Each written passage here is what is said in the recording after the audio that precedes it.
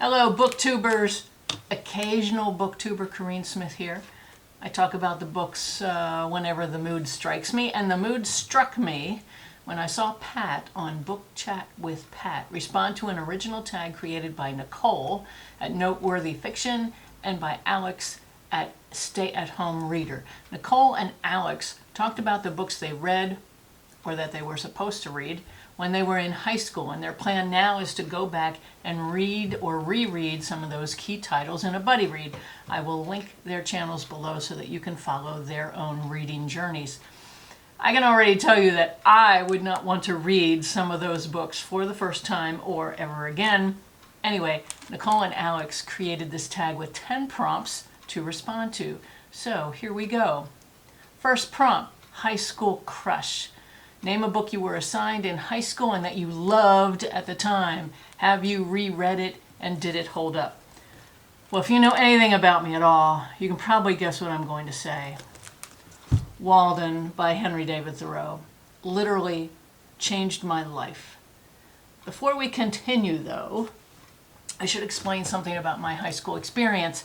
When I moved on from elementary school to junior high, I was put into the academic track.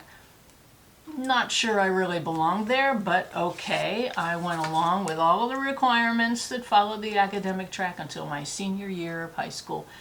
And here came my first tangible act of resistance and revolution, because it was the mid-1970s and our school had introduced semester courses and lots of electives. People could double up on required courses, and they could even graduate early if they wanted to. Two of my friends did this. I didn't want to graduate early. I liked school. I'd already decided that I wanted to go to college to become a librarian. And at the end of my junior year in high school, I got accepted into my first and really my only college of choice, Clarion State College in Western Pennsylvania. Fun fact, I was the first member of the Hempfield High School class of 75 to get accepted into college. And I wasn't even ever in National Honor Society, made the honor roll, but I was never in NHS. So, when it came time to create my own schedule for my senior year, I took the initiative to ditch the academic track. Didn't even tell my parents that I was doing it. They probably had to sign off on paperwork. At some point, part of my decision was self-preservation. I knew darn well what the senior schedule looked like for academics, and I knew it would be my death sentence. The first two periods of the day were humanities, taught jointly by the English teacher and the social studies teacher. Art and music were supposedly thrown in on occasion, I think.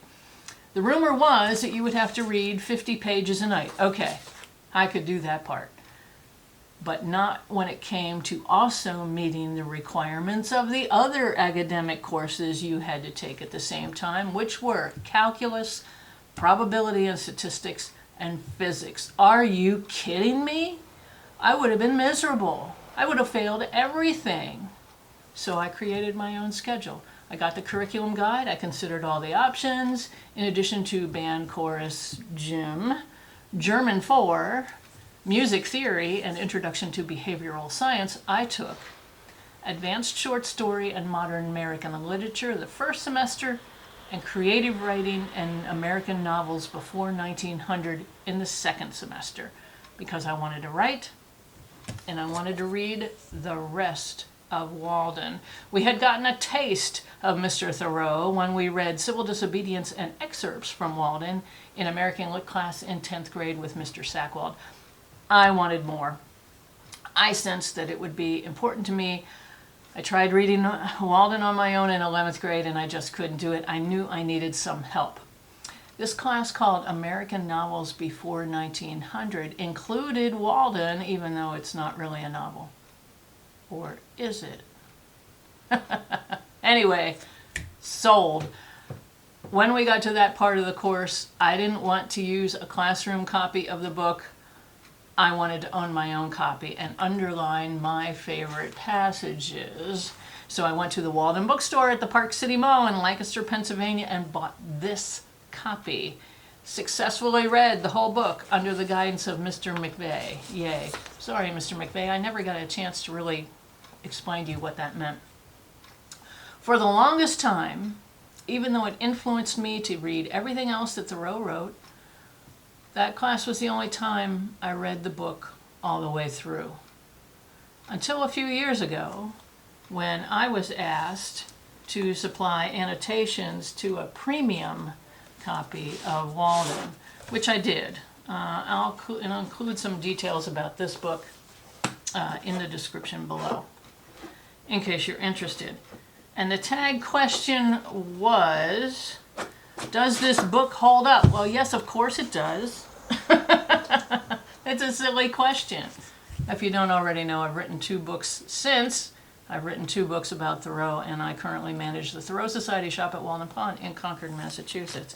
And anytime I see this edition of Walden at a bookstore or a library book sale, I buy more copies. Isn't that ridiculous? I've gotten to the point now, actually, where I leave it for someone else to discover. Question number 2, gym class. Name a book you were assigned that you hated. Have you or would you give it a second chance? Going back to that American Lit class in 10th grade, we were burdened with the assignment of reading Billy Budd by Herman Melville. Not Moby Dick, Billy Budd, which was equally as, what would be a good word? Intolerable, in my opinion. No, I would not read it again. No, I'm not ever going to read Moby Dick either. Even though, yes, I have heard good things about Moby Dick. Yes, I have visited Herman Melville's house in called Arrowhead in Pittsfield, Massachusetts. Yes, I've looked out the window and I've seen that Mount Greylock's silhouette kind of looks like the silhouette of a whale. Yes, I have been to the New Bedford Whaling Museum, which is a great place, and it's worth visiting. But no, I'm not going to go down there when they have their Moby Dick marathon reading that takes 25 hours to finish reading the whole book from cover to cover. No, I'm not going to do any of that. I didn't like Billy Budd. One time was enough. Number 3, locker combo. Is there a book you remember having to read, but you can't actually remember it at all? Okay, for this question, I'm going to extend this reading list theme to a library science class that I took in college, which was young adult literature and was taught by Jack Lasquet. And we were given a reading list of a number of books that even then were known for being controversial and for being subject to being banned in places. The list included The Outsiders by S.E. Hinton and Forever by Judy Blume. Fast forward 20 or 25 years, and I found myself as a librarian defending the book Forever in a book banning situation in Elgin, Illinois. You might be able to research that online if you want to. Anyway, one of the books on the YA list for Jack Lasquet was Catcher in the Rye by J.D. Salinger. Of course, it was the classic maroon paperback. It was not this newer edition. Catcher in the Rye. I read it. Holden Caulfield, right? And wasn't he an introspective rebel of sorts? Maybe it resonated with me at the time, but not like Walden did, and not like anything Thoreau did. I'm sorry, guys, I don't remember a bit of it. So sorry, Pat, and the other booktubers for whom this is a cherished memory and a cherished paperback that you're going to always keep. It's not for me, and at this point, I'm not inclined to revisit it. I apologize if my stand changes your opinion of me. It's probably not the only thing I say in this video that's going to change your opinion of me. Prompt number 4, Cliff Notes. Was there a book you were supposed to read and didn't? Oh yeah. From that same YA literature class in college and that same banned book list, we were supposed to read Bury My Heart at Wounded Knee by D. Brown. I never did. This one I would consider reading today. I know I should read it, and every time that Boston College professor Heather Cox Richardson mentions Wounded Knee in one of her overnight letters from an American, I am reminded that I should reread it, and I should read her book about it also. I am interested in the topic. I am interested in Native American history. Yes, I should read it. Let's put that on the read pile. Prompt number 5. Did you read just for fun?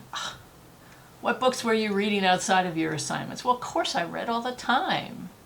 My mother was an influence me as far as reading goes because she read all the time. Sometimes she passed the books on to me if she thought they were appropriate. So I remember us both reading books by Phyllis Whitney and other authors like her. Mom would keep the steamier ones or the more violent ones to herself, which was fine with me. I didn't want either one of those. She read Harold Robbins and Sidney Sheldon, of course, and she read Mario Puzo's The Godfather when it was published, and she loved it for whatever reason. And then the movie came out, and Mom said she didn't think I should read the book, but she definitely thought I should see the movie.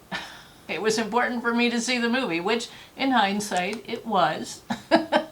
She warned me about the scene with the horse's head, and she told me, because she knew as an animal lover I would get really upset and be appalled. So she said she would warn me when that part was coming up in the plot. She'd grab my arm or something. So she did. She said, yeah, I could close my eyes at that point. Okay, so she did, I did, but then of course I kind of slid my eyes open a little bit just to peek. Anyway, I was about 12 or 13, 14 when that movie came out in the theater. Anyway, my extracurricular reading choices, I did not read The Godfather. But since I had read the Bobbsey Twins and Nancy Drew's series and had a whole bunch of them, I liked the idea of books in a series where you could just finish one and just keep on going and going and going, one after another. Eventually, my mother and I would both join in on the Kent Family Chronicles, which started with The Bastard by John Jakes. We loved them. We really loved them. And I also liked thicker books.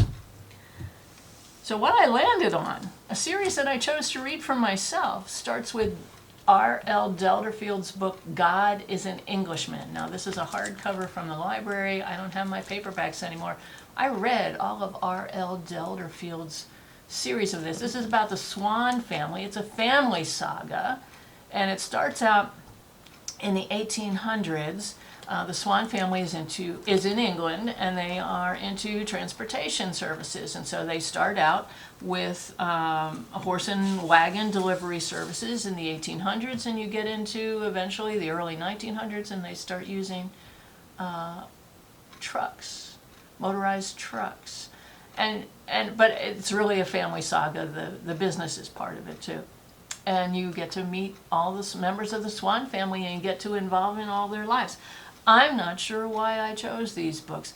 Maybe I saw the whole bunch of them sitting in a row at the bookstore, and they had these pretty covers, bucolic covers.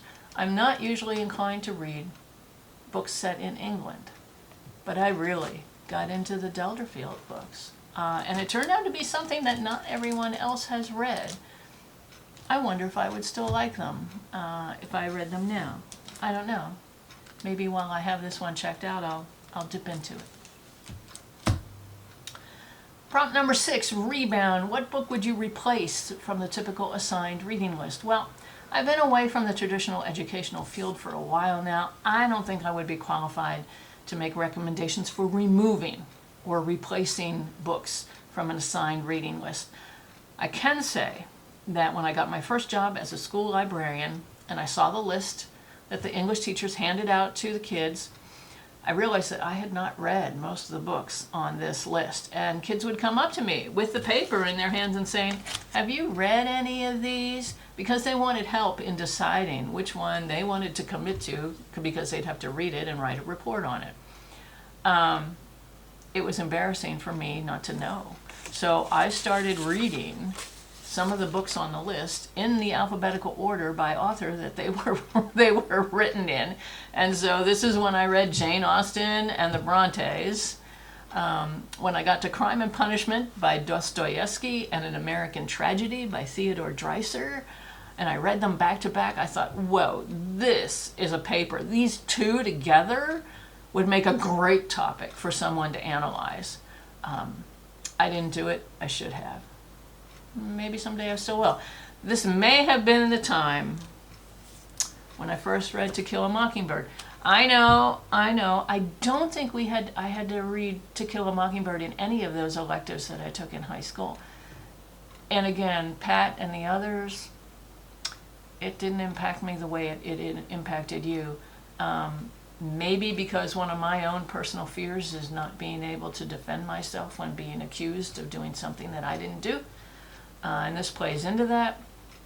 After I read the book, I watched the movie, and yeah, it was okay. But I'm sorry, guys. It didn't impact me the way it impacted the rest of you. I also read Gone with the Wind by Margaret Mitchell at the time.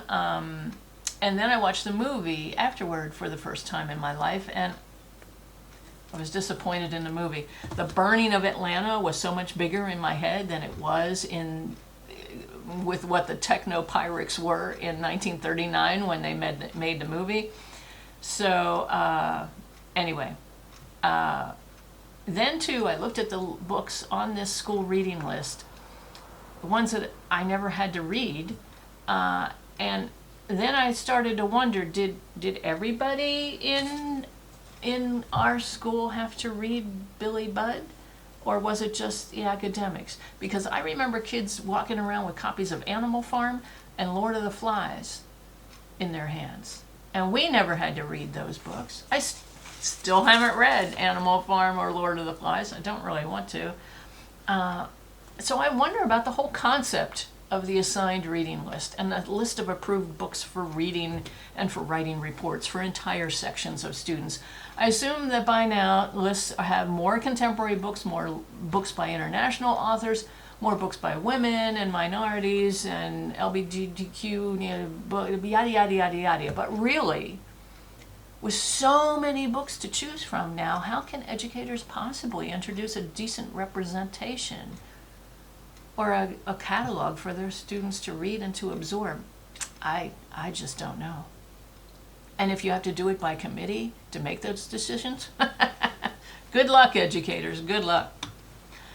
Prompt number 7, teacher's pet. What book got you excited about reading for class? Well, Walden, of course.